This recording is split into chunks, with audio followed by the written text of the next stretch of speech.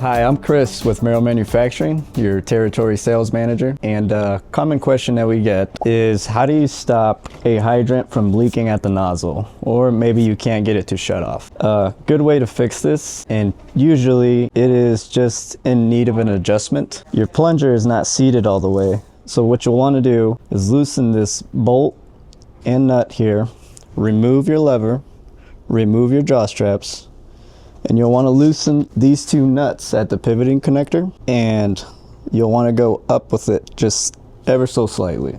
So small incremental adjustments. And once you get that done, you'll want to get these two nuts butted up to the pivoting connector, and then you'll want to reassemble and test. And that should take care of the issue.